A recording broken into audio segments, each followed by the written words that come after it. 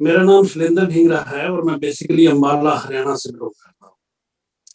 Ambala district है मेरा और एक छोटा सा गांव है जहाँ मेरा जन्म हुआ, अम्बाला डिस्ट्रिक्ट के अंदर। मतलब गांव में आज भी ये पोजीशन है कि शायद 12 घंटे 24 में से लाइट रहती है, यानी ऑलरेडी बैकवर्ड एरिया में जो है वो काउंट होता है अपना गाँव। और अभी थोड़ा सा एजुकेशन को लेके थोड़ा ठीक है, स्कूल वगैरह वहाँ पे अच्छे हो गए हैं। तो मैट्रिक की गांव से ही पिताजी मेरे जो है वो सरकारी स्कूल में टीचर थे और परिवार में जो एक जरिया आय का था वो खाली उनकी नौकरी थी, पिताजी की गवर्नमेंट टीचर की। और सबसे बड़ा मैं लड़का और मेरे से छोटी 3 बहन, यानी 4 भाई बहन लोग। और पिताजी ने पूरा जोर लगा के हम लोगों को पढ़ाया लिखाया, यानी एजुकेशन पे पूरा फोकस किया। मेरी क्वालिफिकेशन मास्टर ऑफ कॉमर्स है, पीजी डिप्लोमा है सॉफ्टवेयर एप्लीकेशन में। तीनों मेरी सिस्टर एमए बीएड हैं। और पढ़ने लिखने के बाद जब जिंदगी से सामना हुआ तो तब समझ में आया कि उससे पहले की जो लाइफ थी ना वो तो पिताजी के सहारे चल रही थी। कभी जीवन में मतलब पता भी नहीं था कि आटे तेल का क्या भाव होता है। तो वो जब जिम्मेवारियां अपने ऊपर पड़ी, एक दिन मेरे पिताजी ने जब मुझे कहा कि बेटा देखो, कोई भी काम धंधा है या नौकरी है आप शुरू करो, मेरे ऊपर ज्यादा आप मतलब वो मेरे से ज्यादा कुछ एक्सपेक्ट मत करना, क्योंकि एक नौकरी से ही जिससे मैं तुम लोगों को पढ़ा लिखा पाया हूँ और अभी तेरी 3 बहनों की मुझे शादी भी करनी है। तो बात बड़ी जल्दी मेरी समझ में आई और मैं अपनी डिग्री को उठा के मार्केट में चला। पढ़ने में एवरेज स्टूडेंट रहा।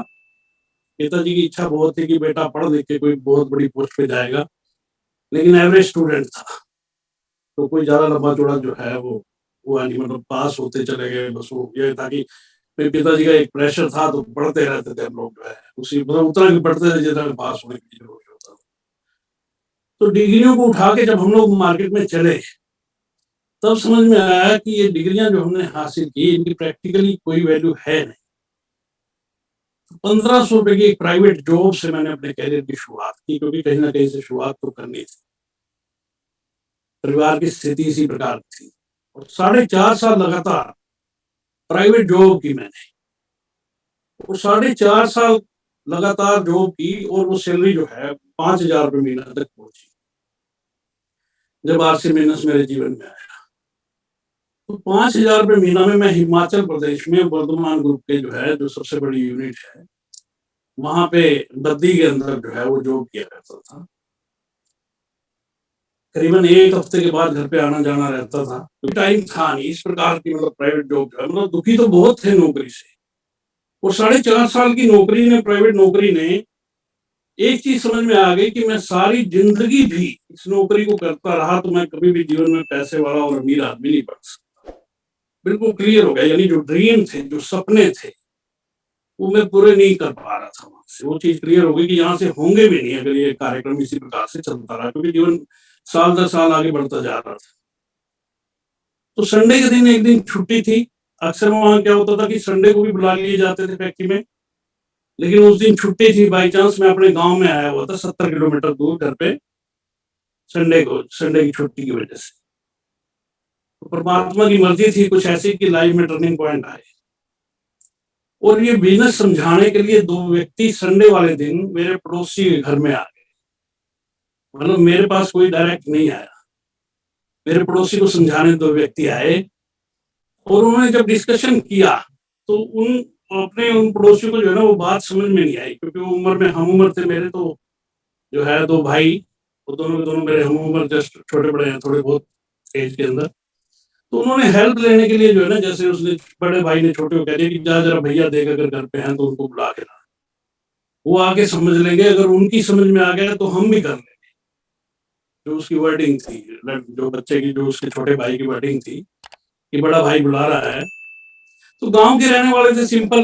गांव में उस दिन छुट्टी थी तो गांव में जैसे आदमी नॉर्मली बैठा रहता है ना अपना घर के काम निपटाने के लिए जो है, क्योंकि एक ही दिन होता था।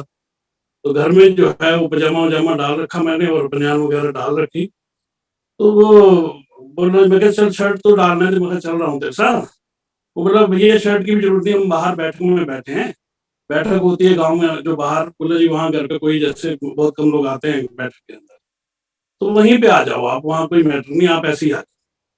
तो ऐसे ही पजामे और बनियान के अंदर में चला गया। आगे गया उनकी बैठक में, तो एक जो है वो चारपाई लगी हुई थी, 2 व्यक्ति बैठे, और साथ में गेहूं की 3 4 5 बोरियां जो है वो रखी हुई थी बैठक के अंदर। अब बैठने के लिए जगह जो है उन बोरियों के ऊपर जाके मैं बैठ गया, गेहूं की बोरियों के ऊपर। तो दोनों व्यक्तियों से मुलाकात हुई पहली बार। उन्होंने मुझे समझाने का प्रयास किया, लेकिन बातें जो है वो लंबी चौड़ी समझ में आई नहीं उस समय। वो दोनों व्यक्ति उस समय बिल्कुल साधारण थे, लेकिन आज हिंदुस्तान की बड़ी ग्रेट शख्सियत हैं दोनों लोग। उनमें से एक व्यक्ति थे आदरणीय Pramod Gulati sir, star achiever, core leader, और दूसरे जो व्यक्ति थे वो आदरणीय राकेश शर्मा सर, जो आज पूरे हिंदुस्तान के आरसीएम के जो है हीरो कहे जाते हैं। बहुत छोटी उम्र में अच्छे अच्छे मुकाम और अच्छी सारी लाइफ स्टाइल उन्होंने अचीव किया। तो मुझे बताई गई network marketing, direct selling, RCM business, ये होगा वो होगा। आप यकीन जानिए कि कॉमर्स का स्टूडेंट होने के बावजूद भी, पोस्ट ग्रेजुएशन करने के बाद भी, मुझे ज्यादा लंबी चौड़ी बातें उनकी समझ में नहीं आई। और लास्ट में प्लान देखने के बाद जो मेरे पहला आरसीएम के प्रति जो है पहला ओपिनियन, जो मतलब जिसको कहते हैं मेरा अंदर का ओपिनियन जो था, फर्स्ट प्लान देखने के बाद मैंने कहा सर आपकी कंपनी ने जो है ना स्कीम बहुत अच्छी बनाई है कपड़ा बेचने के लिए, क्योंकि उस समय कपड़ा आता था। वो समझाने लगे कि सर स्कीम नहीं है, ये डायरेक्ट सेलिंग है, अभी फॉरेन में ऐसे होता है, अब हिंदुस्तान में भी धीरे धीरे ये सारे सिस्टम काम करेगा और ये करेगा। चलिए लास्ट में जाके एक ही बात मैंने पूछी कि सर इस बिजनेस को ज्वाइन करना हो तो क्या करना है।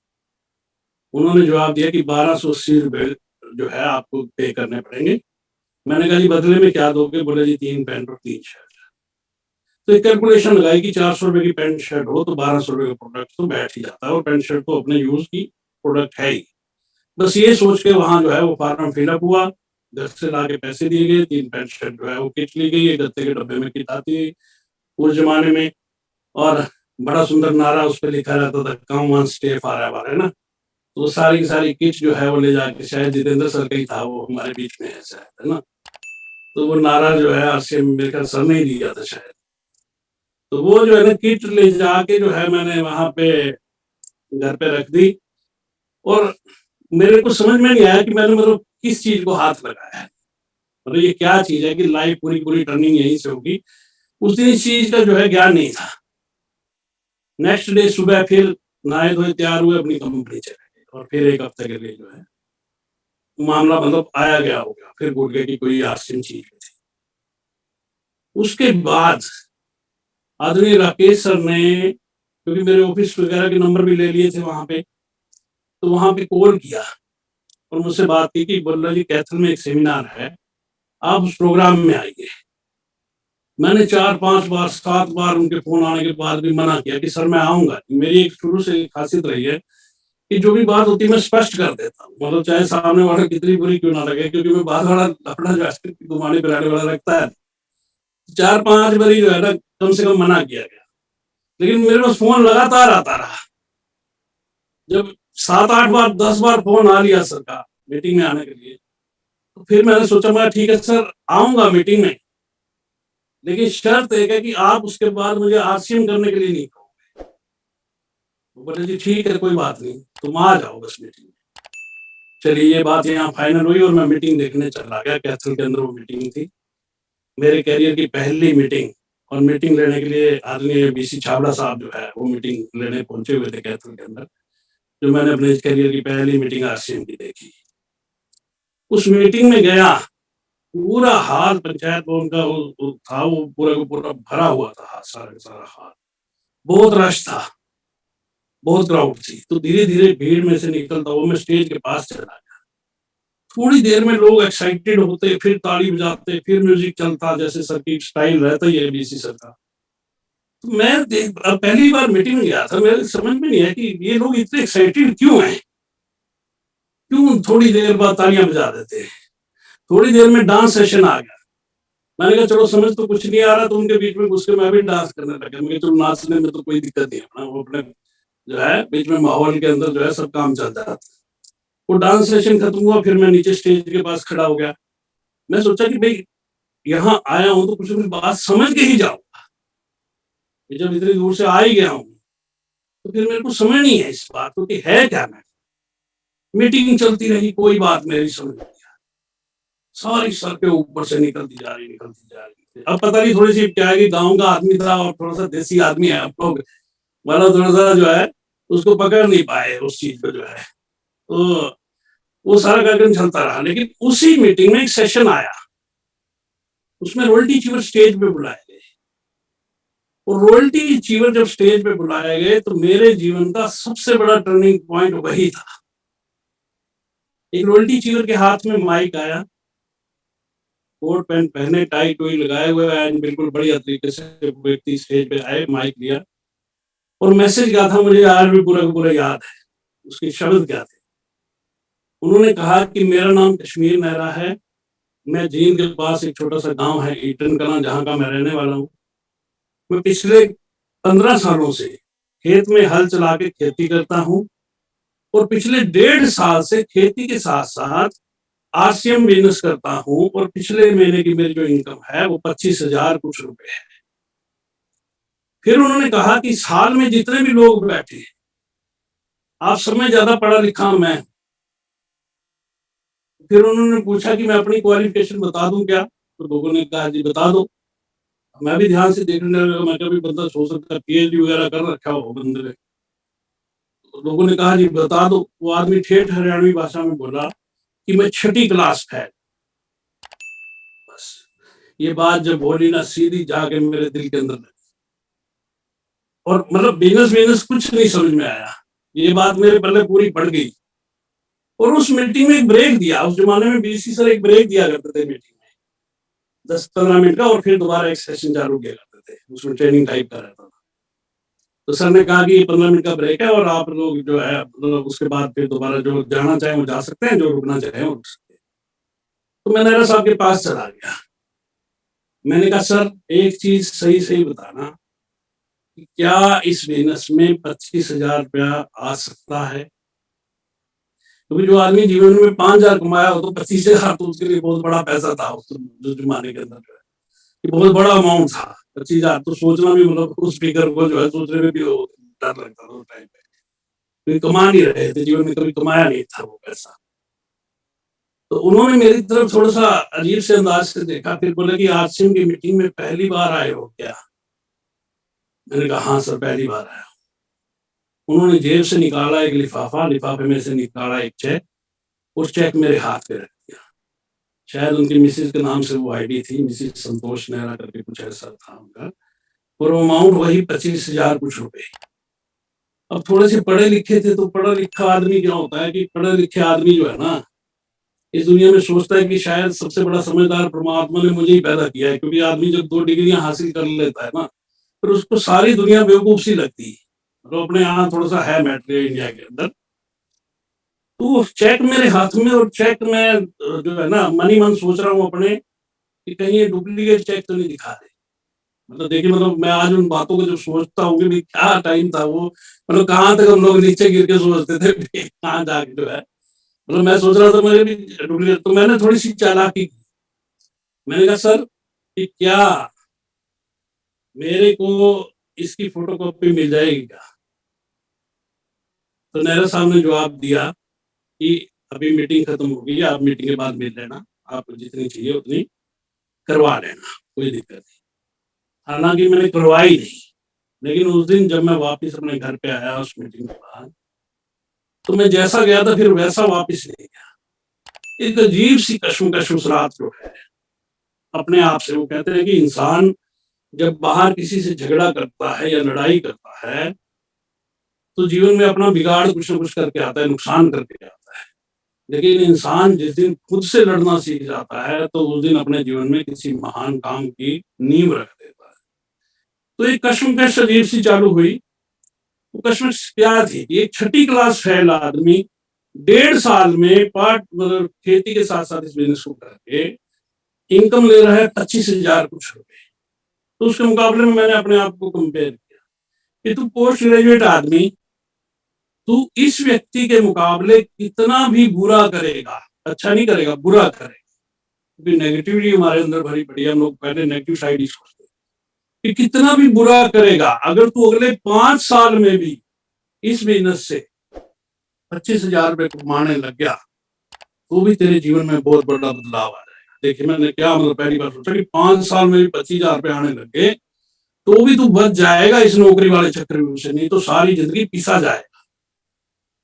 ये काम नहीं करना आता तो कोई दिक्कत नहीं, आज नहीं आता ना 6 महीने बाद आने लग जाएगा, 6 महीने बाद नहीं आता साल में सीख लिया जाएगा, साल में नहीं आया 2 साल में आ जाएगा, 2 साल में नहीं आया 3 साल में आ जाएगा। जब 3 साल लगातार इस काम को करूंगा और मेरे को ये काम करना आ गया और मैं सीख गया तो उसके बाद का मेरा सारा जीवन बहुत बढ़िया हो सकता है। ये बात मेरे दिमाग में उस दिन जो है बिल्कुल क्लियर हो गई।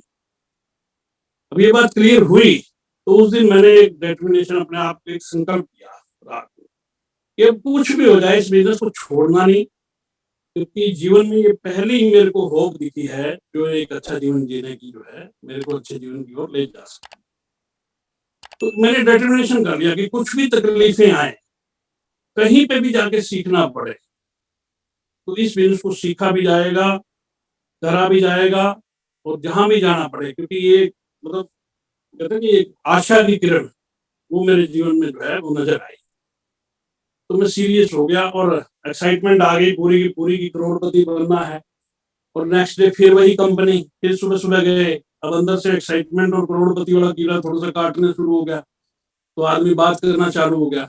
अब बात और तो कुछ समझ में आई नहीं थी, मेरे को जो भी मिलता था मैं उसको एक ही बात समझाता था कि भीलवाड़ा की कंपनी है, 1280 रुपए लगेंगे, 3 पैंट शर्ट खरीदने हैं, आगे 2 लोगों को और खरीदवाने हैं, उसके बाद तू भी करोड़पति बन जाएगा और मैं भी करोड़पति बन जाऊंगा। एक्साइटमेंट में जो पहली प्लान मैंने की थी शुरुआती दौर।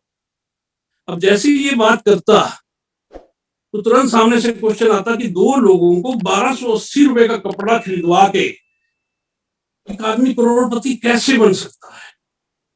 मेरा जवाब होता कि ये तो पता नहीं कैसे बन सकता है, लेकिन बन सकता है ये फाइनल है।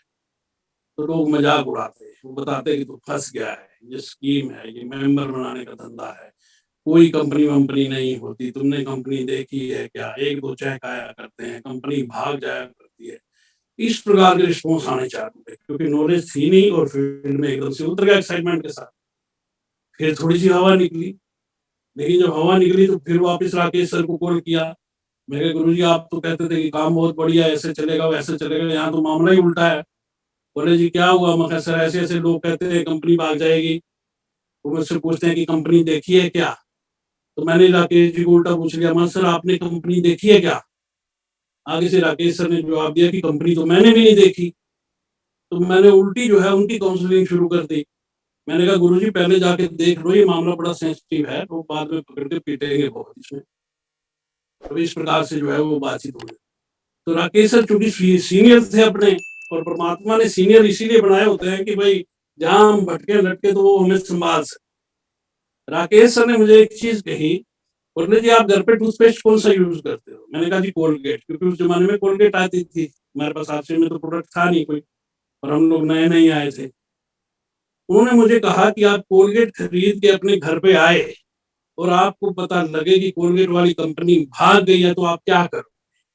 मैंने कहा सर करना क्या है, भागी तो भागी, मैंने पैसे दिए थे, मेरे को कोलगेट मिल गई, भागी तो भागी। उन्होंने कहा जी यहाँ क्या करना है, भागी तो भागी, तेरा क्या लेके गई, तूने पैसे दिए, तेरे को पैंट शर्ट मिल गई। सर बात तो बिल्कुल ठीक कह रहे हो आप। फिर समझ में आना चालू होगा कि नहीं सर जाने के लिए तो कुछ नहीं है इस बिजनेस के अंदर, किसी का नुकसान नहीं है। फिर पॉजिटिव हो गए, फिर पॉजिटिव हुए और दोबारा से फिर शुरुआत की।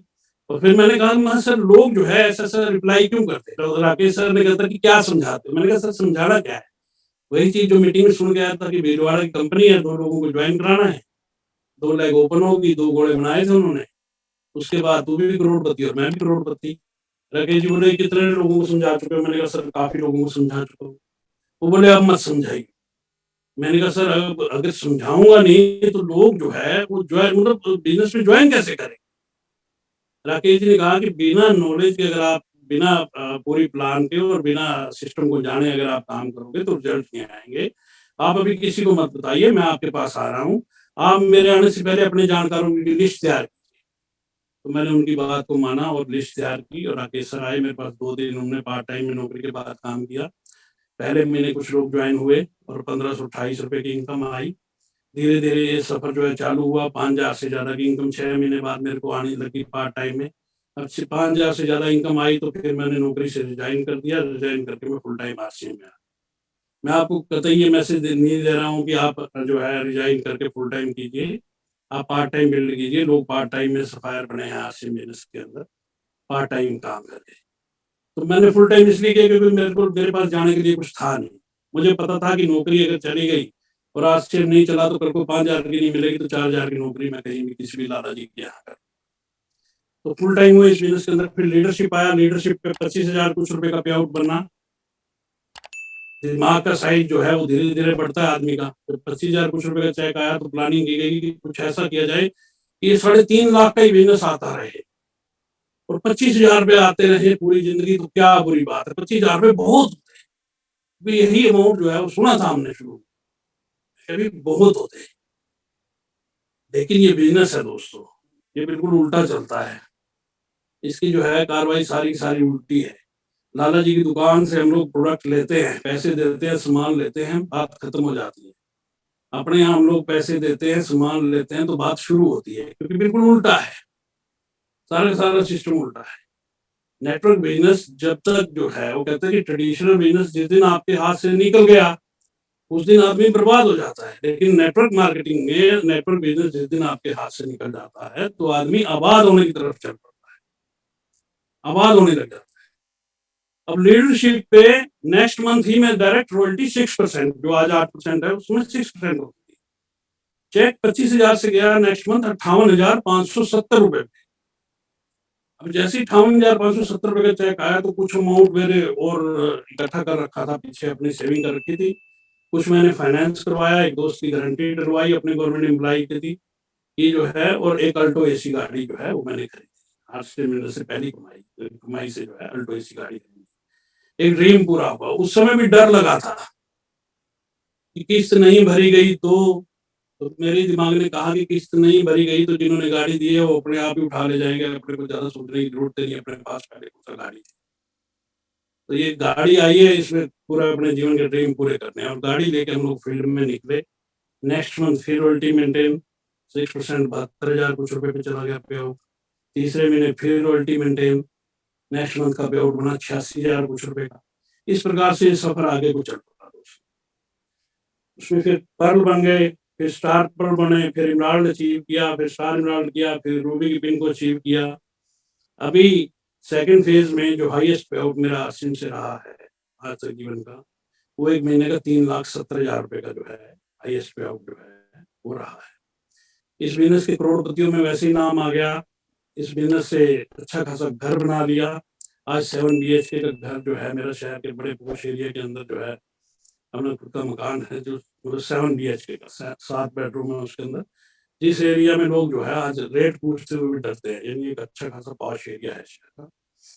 और जहाँ तक गाड़ियों की बात करूं तो पहले अल्टो गाड़ी खरीदी, फिर उसके बाद टाटा सफारी आरसी बिजनेस की कमाई से खरीदी, फिर इंडिगो गाड़ी खरीदी, फिर अर्टिगा खरीदी, और 5वीं गाड़ी जो है मैंने अभी सियाज जो है आरसी बिजनेस की कमाई से खरीदी।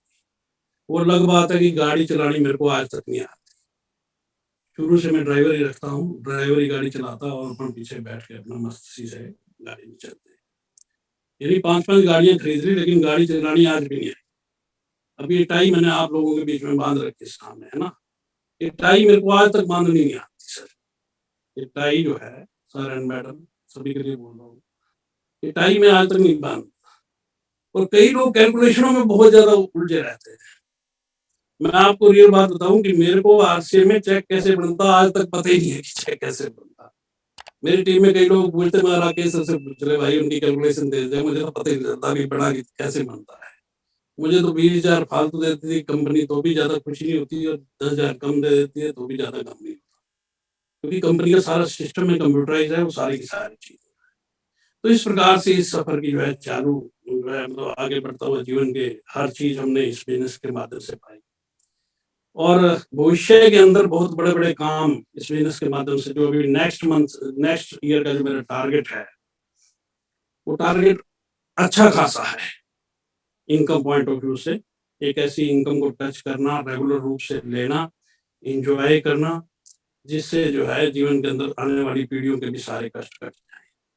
तो आप भी अगर इसको सही तरीके से पकड़ोगे, अच्छे तरीके से इसमें सीरियस होके वर्क करोगे, अच्छे तरीके से इंटरेस्ट से पूरे पूरे बिल्ड करोगे बिजनेस को, तो बहुत बड़ी बड़ी संभावनाएं आपकी बनने वाली है। इस बिजनेस में लोग करते रहते, देखिए पिन पिन जो है ना, वो पिन लेवल एक बहाना होता है। देखिए असली हमारा गोल क्या होना चाहिए जब हम डायरेक्ट सेलिंग इंडस्ट्री में काम करते हैं, तो हमारा सब, जब मैं अपना गोल बता रहा हूँ उससे आप अपने गोल को डिसाइड कर सकते हो।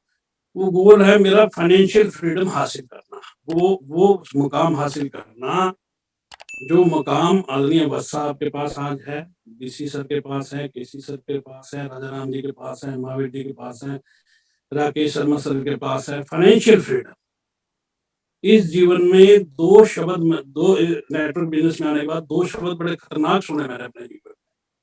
पहला है फाइनेंशियल फ्रीडम और दूसरा है शब्द नेटवर्क। ये दो शब्द या तो समझ में नहीं आते और समझ में आ जाए तो आदमी इनको छोड़ना नहीं चाहता, क्योंकि फाइनेंशियल फ्रीडम हासिल करने के बाद जीवन में कुछ हासिल करने को बच ही नहीं जाता। अल्टीमेट पूरी पूरी जीवन की कहानी आप आने वाली पीढ़ियों की लिख डालते हो फाइनेंशियल फ्रीडम को हासिल। फाइनेंशियल फ्रीडम का मतलब खाली पैसा ही नहीं होता। फाइनेंशियल फ्रीडम में तीन चीजें काउंट होती हैं: टाइम फ्रीडम, समय की आजादी; मनी फ्रीडम, पैसे को लेके कोई दिक्कत ना हो; और सिक्योरिटी। सिक्योरिटी मीन्स कि पैसा बार बार आने की गारंटी। तो इस विजन के साथ आप काम करें इस बिजनेस के अंदर कि आपको फाइनेंशियल फ्री होना है इस बिजनेस के माध्यम से, क्योंकि ये बिजनेस फाइनेंशियल फ्रीडम देता है। जब देता है तो फिर अपने को लेना चाहिए। उसके लिए एफर्ट लगते हैं, बिल्कुल लगाएं। दुनिया ने लगाए और दुनिया फाइनेंशियली फ्री हुई, हम भी लगाएंगे तो हम फाइनेंशियली फ्री होंगे ही होंगे। इसके अंदर कहीं कोई दो राय नहीं है। मतलब पूरा पूरा मतलब फ्लक्चुएट करता है ना बिजनेस। हम लोग जो है क्या करते हैं कि भाई मतलब कभी कम हो गया बिजनेस तो थोड़े निराश हो जाते हैं। अरे निराश क्यों, तो ऑर्गेनाइजेशन है, फ्लक्चुएट करेगा ही बिजनेस। बिजनेस की नेचर होती है फ्लक्चुएशन, नौकरी की नेचर नहीं होती, सैलरी की नेचर नहीं होती फ्लक्चुएशन। फ्लक्चुएशन हमेशा बिजनेसमैन के यहाँ आती है। तो घबराए नहीं, अपनी ऑर्गेनाइजेशन को डेली दिमाग लगाओ पूरा का पूरा, कैसे हम लोग बड़ा कर सकते हैं, कैसे अपनी ऑर्गेनाइजेशन को और बड़ा कर सकते हैं। क्योंकि फाइनेंशियल फ्रीडम के साथ साथ ये बिजनेस अपने को देता है पैसिव इनकम। अगर आप पूरे वर्ल्ड के लोगों का डाटा जानिए तो आप देखोगे कि 95% of the people of the world they work for only active income. Active income के लिए 95% जो है पूरे वर्ल्ड के लोग काम करते हैं, मात्र 5% लोग पैसिव इनकम को समझते हैं। पैसिव इनकम मीन्स कि काम किया एक बार और उससे पैसा आए बार बार बार बार बार बार लगातार लगातार। उसके लिए हम लोगों को आश्चर्य करना, इस बिजनेस को करना होता है हम लोगों को अर्ली रिटायरमेंट के लिए। क्योंकि ये एक ऐसा प्लेटफॉर्म है जो जीवन में 3 से 5 साल मेहनत करके आपको जिंदगी भर के लिए रिटायर कर सकता है। 84 लाख योनियों के बाद कहते हैं कि इंसान को ये जीवन मिला। अब वो जीवन सारी जिंदगी लोगों की पैसे के चक्कर में कट जाती है, पैसा कमाने के चक्कर में, किस तरीके से गृहस्थी चलाने, किस तरीके से घर चलाना। ये बिजनेस आपको 3 से 5 साल की मेहनत में रिटायर कर सकता है। उस रिटायरमेंट के लिए हमें मेहनत करनी चाहिए कि 5 साल काम कीजिए और 5 साल के बाद रिटायरमेंट लाइफ कीजिए, उसके बाद अपनी मर्जी से काम करना है। इसके लिए इस बिजनेस को हम लोगों को करना है। इस देश के अंदर बेरोजगारी बढ़ती चली जा रही है। आज जो हालात हैं बेरोजगारी के, वो कहते हैं कि भाई बीटेक एमटेक लोग चपरासी की नौकरी के लिए जो है खड़े हैं। चार्टर्ड अकाउंटेंट लोग जो है क्वालिफाइड है, वो चपरासी की नौकरी के लिए जो है अप्लाई करते हैं लोग अपने देश के अंदर। यहाँ तक बात पहुंच चुकी है। आप देखिए कि हम लोगों की जो है ना पॉपुलेशन बढ़ रही है, बेरोजगारी भी बढ़ रही है। अभी हम लोग विश्व के सबसे बड़े जो है मतलब देश बन चुके हैं पूरे पूरे पॉपुलेशन बढ़ने से। इतना कस्टमर बेस हमारे पास है, यानी हर आदमी प्रोडक्ट यूज करता है और किसी को कोई ट्रेनिंग देने की जरूरत है ही नहीं। हर आदमी ऑलरेडी जानता है कि प्रोडक्ट कैसे यूज होना है, खाली थोड़ा सा एफर्ट करके उसको आरसीएम सिस्टम से जोड़ देना है। बस इतना सी तो काम है। पूरी पूरी पॉपुलेशन 150 करोड़ की पॉपुलेशन, आज 142.5 करोड़ की पॉपुलेशन के साथ हम लोग जो है चाइना को क्रॉस कर गए। तो ये सारी बीमारियों का हल सारा का सारा आरसीएम बिजनेस के पास है। हिंदुस्तान में आज 150 करोड़ या 142 करोड़ 143 करोड़ की जो पॉपुलेशन है, उसमें 90% जो पॉपुलेशन है उसकी अर्निंग वो 15,000 रुपये महीना या उससे कम है। आप सोच के देखिए, मतलब 142 करोड़ का 90% ऐसे लोग हैं जिनकी मंथली इनकम 15,000 रुपये उससे कम है। इंडिया में अगर आप 1 लाख रुपए महीना कमाते हो तो आप हिंदुस्तान के 3 से 4% लोगों में आ जाते हो। और हिंदुस्तान में अगर आप 7 लाख रुपए महीना की अर्निंग कमाते हो तो आपकी काउंटिंग 1% लोगों में आ जाती है। 1% पीपल के अंदर अर्निंग पॉइंट ऑफ व्यू से आ जाती है। आप सोच के देखिए, यानी 7 लाख रुपए महीना की इनकम अगर आप कमाते हो तो 7 लाख रुपए की महीना इनकम कमाने वाले बहुत सारे लोग पैदा हो चुके हैं हिंदुस्तान के अंदर आरसीएम बिजनेस की वजह से। ये बिजनेस आपको हिंदुस्तान के 1% लोगों में ले जाके खड़ा कर सकता है। आप इस पॉइंट ऑफ व्यू से सोचिए, फिर देखिए कि आप किस हिसाब से अपने को काम करना चाहिए। तो ये इतनी बड़ी चीज हमारे हाथ में है कि भाई 1% लोगों में आप इनकम पॉइंट ऑफ व्यू से आप खड़े हो सकते हो सर। 1% लोगों में ये अपॉर्चुनिटी आपके पास है, क्योंकि आरसीएम बिजनेस ने प्रूव किया। आरसीएम बिजनेस ने ऐसे ऐसे एग्जाम्पल पैदा कर दिए जिनकी मतलब जिनकी वर्थ मतलब 100 करोड़ की आज आरसीएम बिजनेस। आप देखिए, हालांकि सारा आरसीएम से नहीं आया उनको, लेकिन आरसीएम से कमाए हुए पैसे की इन्वेस्टमेंट इतनी जगह हो गई उनकी कि उससे बहुत सारा बड़ा पैसा उनके पास आने लगे। बहुत सारे नाम हैं, किस किस का नाम लूं मैं सर? तो आप 100 करोड़ के मालिक हमारे सामने बन गए लोग उसी से, और हम लफड़े में पड़े हुए हैं कि भाई इना साबुन नहीं यार। अरे इना साबुन पे भूल जा, थोड़े दिन अपने टारगेट पे फोकस कर, अपनी लाइफ के ऊपर फोकस कर कि कहाँ जा रही है। अभी WFDSC की जो रिपोर्ट आई है, world federation of direct selling, आप नेट पे सर्च कीजिए। इस ऑर्गेनाइजेशन का काम है पूरे वर्ल्ड की डायरेक्ट सेलिंग को जो है वो वॉच आउट करना। वो हर कंट्री में कितनी मतलब उसमें टर्नओवर हुई, क्या ग्रोथ रेट था, वो सारा उसमें होता है। अभी वो WFDSC की जो लेटेस्ट रिपोर्ट है उसके अकॉर्डिंग हम लोग अभी 12वें स्थान पे आ चुके हैं ऑलरेडी। और अभी आप देखिए कि मीटिंगों में कई जगह जाते हैं ना, 70-80 आदमी, 100 आदमी, मतलब जब 100 आदमी अभी मीटिंग में आ रहे हैं तो मतलब हम 12वें स्थान पे ऑलरेडी आ चुके हैं। 12वें स्थान पे हम ऑलरेडी आ चुके हैं आज की डेट में। अगर आप 3 से 4 साल पहले की WFDSC की रिपोर्ट उठा के देखिए तो उस रिपोर्ट के अंदर हम टॉप 20 में भी नहीं थे। मतलब पिछले 3-4-5 सालों में हिंदुस्तान की डायरेक्ट सेलिंग में इतनी तगड़ी ग्रोथ हुई है जो किसी इंडस्ट्री के अंदर नहीं हुई। मतलब जो टॉप 20 में नहीं था वर्ल्ड लेवल पे, वो टॉप 12 में आ गया।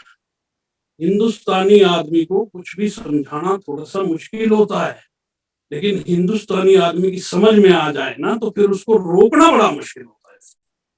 इंडियन आदमी समझे बड़ी मुश्किल से, लेकिन जिस चीज को समझ जाता है ना फिर उस आदमी को उसका पूरा निचोड़ निकाल के उसका पूरा पूरा जूस निकाल के छोड़ता सर इंडियन आदमी। आप देखिए, टेलीकॉम इंडस्ट्री फॉरेन में आई, हिंदुस्तान में बाद में आई, लेकिन आज हिंदुस्तान टेलीकॉम इंडस्ट्री के अंदर नंबर 1 की पोजीशन में है। सबसे बड़ा कस्टमर बेस हमारे पास है। फॉरेन वालों के पास एक मोबाइल रखने से भी वो कतराते हैं, हमारे पास तो 2-2 3-3 सिम पड़ रही है सर। आप देखिए कि डाटा इसका इंटरनेट का फॉरेन में आया, इंडिया में बाद में आया, लेकिन आज क्या पोजीशन है? आज पूरे वर्ल्ड में सबसे बड़े कस्टमर कौन है? हम लोग हैं, इंडियन आदमी। डाटा के सबसे बड़े कंज्यूमर हम लोग हैं। तो आप सोच के देखिए कि इंडियन आदमी की पावर धीरे धीरे समझ में आती है ये कहानी, लेकिन समझ में आ जाए। अभी ये रिपोर्ट WFDSC की क्या कहती है कि 2037 तक हिंदुस्तान पूरे वर्ल्ड की MLM industry, direct selling industry में नंबर 1 की पोजीशन में आ जाएगा। ये मैं नहीं कह रहा, आप पढ़िए, आप आंखें खुल जाएगी आपकी। यानी विश्व गुरु बनने की ओर जा रहे हैं हम लोग इस इंडस्ट्री में। अमेरिका जैसे देश आज नंबर 1 पे बैठे हैं जिनकी पॉपुलेशन 20-25 करोड़ है। अरे अपनी यूपी स्टेट इतनी बड़ी है कि कई कंट्रियों से बड़ी है, आप सोच के देखिए, मतलब 150 करोड़ की पॉपुलेशन, तो मायने रखता है। अभी तो बिजनेस शुरू ही कहाँ हुआ है हिंदुस्तान में, डायरेक्ट सेलिंग अभी शुरू कहाँ हुई हिंदुस्तान में, तो अभी डायरेक्ट सेलिंग शुरू होनी है। उस दिन शुरू जानी हो जिस दिन 20-20 हजार आदमी की मीटिंग होगी, उस दिन सोचना कि आप चल पड़ी। अभी तो हिंदुस्तान में किसी को ज्वाइन कराने जाओ, वो कहता कि अभी पापा मना कर रहे हैं। जिस दिन पापा के समझ में आ गया तो उस दिन क्या होगा, सोच के देखिए ये माहौल कितना खतरनाक बन रहा है। 15.7% की जो है एवरेज ग्रोथ है हिंदुस्तान की डायरेक्ट सेलिंग इंडस्ट्री की। और आप एक कमाल मानिए कि हमारे आरसीएम की जो ग्रोथ रेट है ना, वो जस्ट डबल है इंडियन डायरेक्ट सेलिंग की ग्रोथ से, लगभग 30%, 30% के हिसाब से। पूरा गवर्नमेंट ऑफ इंडिया का फोकस आ चुका है, हमारे पास गाइडलाइन आ गई। गाइडलाइन के बाद कंज्यूमर प्रोटेक्शन बिल के अंदर हम लोगों को जो है वो मेंशन कर दिया डायरेक्ट सेलिंग इंडस्ट्री का। उसके बाद आप चलिए दिल्ली यूनिवर्सिटी के एमबीए के सिलेबस के अंदर शामिल कर दिया। उसके बाद आप चलिए लखनऊ यूनिवर्सिटी के एमबीए के सिलेबस के अंदर जो है वो डायरेक्ट सेलिंग पढ़ाई जा रही है। अभी हिमाचल प्रदेश की शूलिनी यूनिवर्सिटी में पैसे लेकर post graduate diploma in direct selling करवाया जा रहा है। अभी एक बैच पास होकर भी जो है निकला है। मतलब कितना खतरनाक माहौल बन रहा है। और हिंदुस्तान में डायरेक्ट सेलिंग के अलावा कोई काम ऐसा नहीं है जो अपने को बहुत ऊंचाई पे ले जा सकता है। थोड़ा सा टाइम नजदीक लग रहा है, मैं थोड़ा सा टाइम अभी ले लूं क्या संध्या मैम? Yes sir. थोड़ा सा कंटिन्यू रखूं बातचीत को? Yes sir, yes sir. आप बता देना जब भी खत्म करनी होगी, तो हम उसी हिसाब से फिर कर लेंगे उसको। Okay sir, okay sir.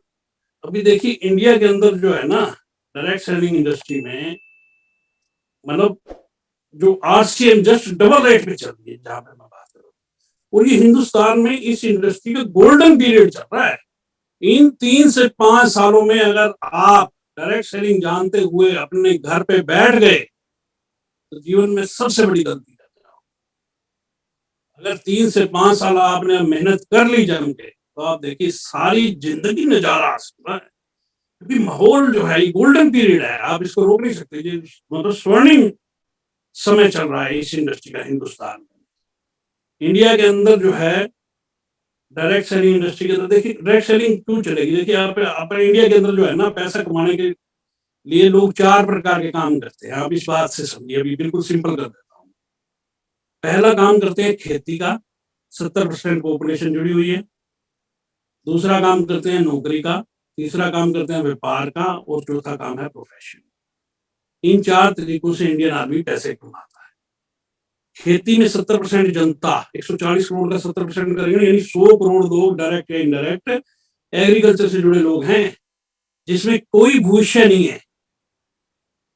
भविष्य है ही नहीं एग्रीकल्चर में। इस देश में जब भी आत्महत्या की बारी आएगी तो किसान को ही मरना पड़ता है। कोई नेता या मंत्री आपको फांसी लेता नहीं मिलेगा इस देश के अंदर। ये 70% जनता, हर नेता इन्हीं की वोटों पे पलता है अपने देश में, लेकिन इनके लिए कोई भी कुछ नहीं कर पाया कि इनकी जीवन बदल जाए। आप देखेंगे ये धीरे धीरे ये सारी जनता धीरे धीरे 70% जो खेती वाली है ना, ये डायरेक्ट सेलिंग के अंदर मूव होगी सर, बिल्कुल मूव होगी, क्योंकि और कोई अल्टरनेट नहीं बचा। दूसरा ऑप्शन है नौकरी का। सरकारी नौकरियों में पेंशन बंद हो चुकी गवर्नमेंट जॉब के अंदर, और वैसे भी मिलनी बड़ी मुश्किल हो चुकी। प्राइवेट नौकरी के अंदर बहुत ज्यादा एक्सप्लॉयटेशन है। व्यापार में सारा दिन आदमी जाए, शटर ऊपर तो पैसा आ रहा है, शटर नीचे तो पैसा बंद। 20 साल लगातार कोई आदमी व्यापार कर रहा है। अगर 1 घंटे के लिए क्या 1 मिनट के लिए भी शटर डाउन करता है तो उस 1 मिनट की इनकम उसकी 0 हो जाती है, क्योंकि शटर डाउन है। अब नेटवर्क मार्केटिंग वालों के कहाँ शटर है, अपने तो पता नहीं शटर कौन खोलता है कौन नहीं। रात 12 बजे तक 2 बजे तक शटर खोल के लोग लगे रहते हैं। आप समझे इस फर्क को। और चौथी जो चीज है व्यापार के अलावा, वो है प्रोफेशन। लोग वकील बन जाएंगे, डॉक्टर बन जाएंगे, चार्टर्ड अकाउंटेंट बन जाएंगे। आप देखिए कि मतलब मान लीजिए वकील बन गए, अब वकील कैसे बनता है, थोड़ा सा उसके प्रोसेस में जाइए। मतलब ग्रेजुएशन करेगा 15 साल, 3 साल एलएलबी करेगा 18 साल, 3-4 साल किसी वकील के साथ काम को सीखेगा, 21-22 साल, और माता पिता ने कई लाख रुपए उसके ऊपर इन्वेस्ट कर दिया। उसके बाद एक वकील तैयार हुआ, और वकील तैयार होने के बाद भी कोई गारंटी नहीं कि वकालत आज की डेट में चलेगी, क्योंकि किसी भी देश की कचहरी में आप जाके देख लो, 20% वकीलों के पास काम है, 80% फ्री है, और अगले साल फिर लोग नए लाखों LLB करके पास हो गए। मेरी बात समझ पा रहे हैं सर? Yes sir. तो 4 प्रकार के काम से इंडियन आदमी पैसा कमाता है, खेती से, नौकरी से, व्यापार से और प्रोफेशन से। अब उसमें और आरसीए में फर्क क्या है, डायरेक्ट सेलिंग इंडस्ट्री में फर्क क्या है? आदमी खेती करे 5 साल और 5 साल के बाद छोड़ दे, उसकी इनकम जीरो हो जाएगी। आदमी नौकरी करे 5 साल के बाद छोड़ दे, इनकम तुरंत जीरो। आदमी व्यापार करे 5 साल के बाद छोड़ दे, इनकम जीरो। आदमी प्रोफेशन करे 5 साल के बाद छोड़ दे, इनकम जीरो। लेकिन डायरेक्ट सेलिंग इंडस्ट्री जो 5वां जरिया है इनकम का सोर्स है, गवर्नमेंट ऑफ इंडिया के द्वारा दिया गया हम लोगों को एक तोहफा। इसमें 5 साल में आपने सही से बिल्ड कर लिया इस बिजनेस को, तो सारी जिंदगी इस इनकम को आप खुद नहीं रोक सकते। अगर बस आप कहते हैं कि मेरे को अगले महीने का चेक नहीं चाहिए, मैं तो बाबा जी बनने जा रहा हूँ, कंपनी रोक लेगी क्या इनकम? कंपनी कहेगी ठीक है जी, आप बाबा जी बनिए, लेकिन अकाउंट नंबर देके जाइए, हमें तो पैसा ट्रांसफर करना ही करना है। बात फॉलो कर रहे हैं सर? 5 साल की मेहनत से आप अपने पीढ़ियों तक, और फिर इस इंडस्ट्री में अभी देखिए, थोड़ा सा बात और करूंगा एक टॉपिक पे, छोटे से, आपको और क्लियर हो जाएगा, उसके बाद मैं अपनी बात खत्म करूंगा, क्योंकि समय की मर्यादा है थोड़ी सी। हिंदुस्तान में आज करीबन 450 के करीब कंपनियां हैं मिनिस्ट्री ऑफ कंज्यूमर अफेयर की साइट पे, लगभग 450 होंगी या 450 के आसपास जो है वो आंकड़ा रहता है। आप जाइए, आप चेक कीजिए उन कंपनियों, हिंदुस्तान में जो 450 कंपनियां जिनको सरकार ठीक कहती है कि ये सही हैं, उन 450 कंपनियों को अगर आप जोड़ दें, उनके सारों के हेड ऑफिस को जोड़ दो, तो भी उनसे बड़ा हेड ऑफिस हमारा है, RCM का है। तो देखिए आप किस कंपनी के साथ काम कर रहे हैं। तो करोड़ों डिस्ट्रीब्यूटर पूरे वर्ल्ड के अंदर एक सिंगल कंपनी में आज तक कभी आए ही नहीं, जो RCM के आ चुके। पूरे वर्ल्ड में जो इंफ्रास्ट्रक्चर RCM का है, जो पिकअप सेंटरों की हमारी बिछावट है, जो हमारे डिपो हैं, इंफ्रास्ट्रक्चर है, पूरे वर्ल्ड का रिकॉर्ड है कि डायरेक्ट सेलिंग इंडस्ट्री में 15,000 से ज्यादा लोग, किसी मतलब 15,000 से ज्यादा पिकअप सेंटर और डिलीवरी सिस्टम किसी कंपनी के पास है ही नहीं। आज तक पूरे वर्ल्ड के अंदर हम लोग नंबर 1 है। आप उठा के देखिए कंपनी के प्रोडक्ट्स, किस प्रकार के प्रोडक्ट है। एक चपरासी भी यूज करे, एक रिक्शा वाला भी यूज करे, एक IAS भी यूज कर रहा है, हर आदमी के मतलब के प्रोडक्ट है। यानी 150 करोड़ लोगों के अंदर जो है, तो ये बिजनेस जा सकता है। इस देश की तस्वीर और तकदीर ये बिजनेस जो है वो बदल सकता है। ये पावर है इस बिजनेस के अंदर। आप क्वालिटी चेक करिए प्रोडक्ट्स की, आप रेट्स चेक करिए, आप पे आउट्स चेक करिए, आप क्रेडिबिलिटी चेक करिए कंपनी की। क्या कभी किसी सीनियर को फोन करना पड़ता है क्या पैसे के लिए कि मेरी इनकम नहीं आई?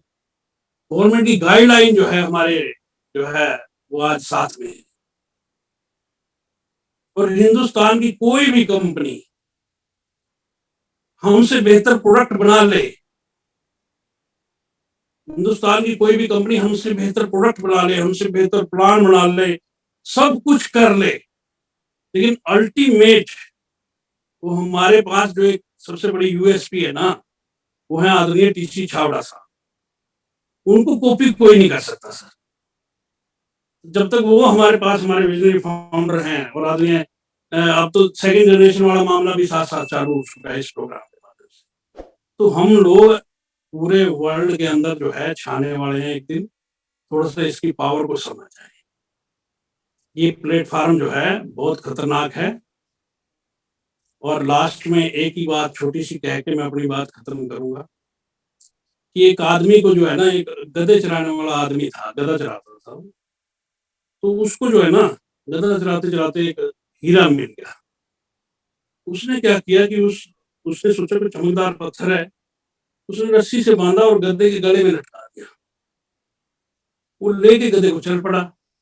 सामने से एक व्यक्ति मिला, वो जानता था कि ये हीरा है, उसने पूछा कि भाई ये चमकदार पत्थर बेचोगे क्या? तो गधे वाले ने कह दिया जी बेच दूंगा। बोला कितने पैसे लेगा? बोला जी 1500 रुपए।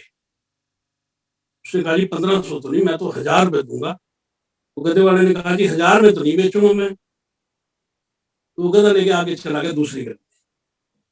और थोड़ी देर बाद वही गधे वाला अपने गधे को लेके वापिस उसी गली में आया, लेकिन इस बार गधे के गले में वो चमकदार पत्थर गायब था। अब चमकदार पत्थर गायब था तो पहला आदमी वही मिल गया सामने से। उसने कहा जी वो कहाँ है? बोला जी मैंने बेच दिया। बोला कितने का? बोला जी 1500 का। बोले वो मूर्ख आदमी, मुझे पता भी था कि तुमने क्या किया है। वो तो करोड़ों रुपए का जो है हीरा था, हीरा, और तुमने जो है उसको जो है 1500 में बेच दिया। तो गधे वाला बोला जी मैं तो मूर्ख मूर्ख था ही था, तो मेरे को पता नहीं था कि ये कितने का है, लेकिन मेरे से बड़ा तो तू मूर्ख है, तेरे को तो पता था ये क्या चीज है तेरे हाथ में, और उसके बावजूद भी तूने जो है वो 1500 रुपए जो है देने से मना कर दिया था। कि गोल्डन अपॉर्चुनिटी, गोल्डन टाइम पे राइट अपॉर्चुनिटी है आप लोगों के हाथ में। अगर आप इसको समझ गए तो आने वाली पीढ़ियों का भी उद्धार कर जाओगे सर। और नहीं समझ में आया तो 5-7 साल बाद फिर किसी मीटिंग में कोई आपको पकड़ के ले जाएगा और फिर आप कहते होंगे कि मैं 10 साल पहले भी ज्वाइन किया था। दोनों में बड़ा फर्क पड़ जाएगा दोनों बातों में। तो 3 से 5 साल मेहनत कीजिए सर, लोगों का जीवन भी बनाइए और अपना जीवन भी बनाइए। बहुत बहुत धन्यवाद sir, thank you very much.